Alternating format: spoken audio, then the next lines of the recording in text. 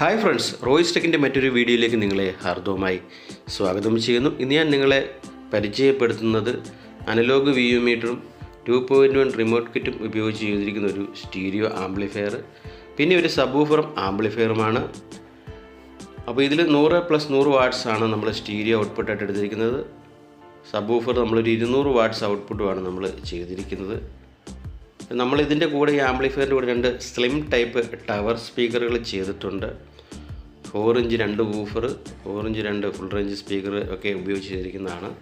നമുക്കപ്പോൾ ഈ ആംപ്ലിഫയറിൻ്റെ ആദ്യം ഇൻസൈഡ് കാര്യങ്ങളൊക്കെ നമുക്കൊന്ന് പരിശോധിക്കാം. നമ്മളിതിൽ ഉപയോഗിച്ചിരിക്കുന്ന റിമോട്ട് കിറ്റ് 2.1 G-Star റിമോട്ട് കിറ്റാണ്. HDMI, ARC, ഒപ്റ്റിക്കൽ, കൊയാക്സിലൊക്കെ ഉള്ളൊരു 2.1 റിമോട്ട് കിറ്റാണ് നമ്മളിതിനു വേണ്ടി ഉപയോഗിച്ചിരിക്കുന്നത്. അപ്പോൾ ഇതിൽ ഉപയോഗിച്ചിരിക്കുന്ന ബോർഡുകളെ പറ്റി പറയുകയാണെങ്കിൽ ഇത് 100+100 വാട്ട്സ് 52001943 ട്രാൻസിസ്റ്റർ പെയർ വരുന്ന ബോർഡുകളാണ് ഉപയോഗിച്ചിരിക്കുന്നത്. സബ്വൂഫറിന് നമ്മൾ അതേ ബോർഡ് തന്നെയാണ് ഉപയോഗിച്ചിരിക്കുന്നത്. ആണ് നമ്മളിതിൽ ഉപയോഗിച്ചിരിക്കുന്ന ടവർ സ്പീക്കർ.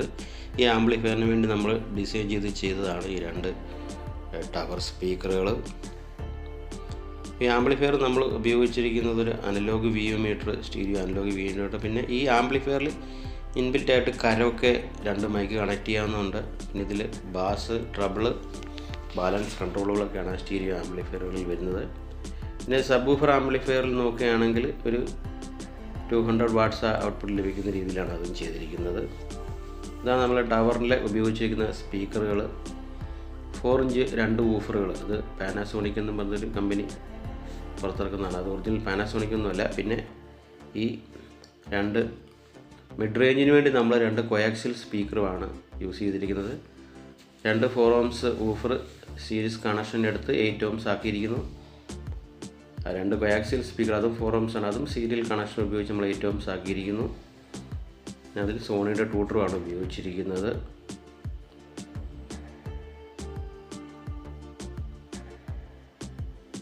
ഇതിൽ നമ്മൾ സ്റ്റീരിയോ ടോൺ ബോർഡ് യൂസ് ചെയ്തിട്ടുണ്ട്.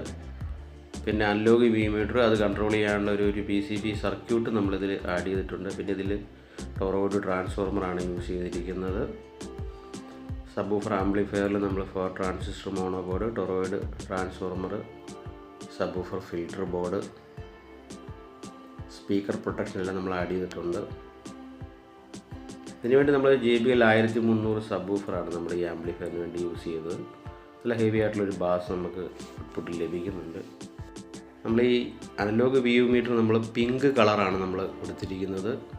ബാക്കി എൻകോഡറിനും വോളിയം കൺട്രോളിനൊക്കെ നമ്മൾ യെല്ലോ കളറിലുമാണ് നമ്മളത് ലൈറ്റപ്പ് ചെയ്തിരിക്കുന്നത്.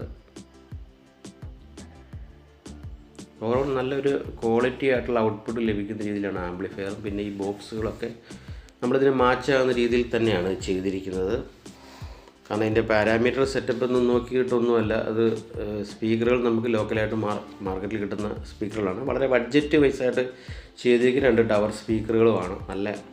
കാണാൻ നല്ല ലുക്കിലും, അതായത് നല്ല അടിപൊളി സൗണ്ട്, ക്ലാരിറ്റി, ക്വാളിറ്റി ഒക്കെ ഉള്ള രീതിയിലാണ് നമ്മൾ സ്പീക്കറും ആംപ്ലിഫയറും ഒക്കെ ചെയ്തെടുത്തിരിക്കുന്നത്. അപ്പോൾ അതിൻ്റെ ഓഡിയോ ടെസ്റ്റും കാര്യങ്ങളൊക്കെ വേണ്ടവർക്ക് നമുക്ക് വാട്സപ്പ് വഴി അയച്ചു തരാമെന്നാണ്. നമ്മുടെ യൂട്യൂബിൽ നമുക്കത് അപ്ലോഡ് ചെയ്യുന്നതിന് ഒരുപാട് പരിമിതികളുണ്ട്. അപ്പോൾ അത് ചെറിയ 1-2 5 സെക്കൻഡ് 6 സെക്കൻഡ് ഒക്കെ രീതിയിൽ നമുക്ക് ഓഡിയോ ടെസ്റ്റൊക്കെ നമുക്ക് അപ്ലോഡ് ചെയ്യാവുന്നതാണ്.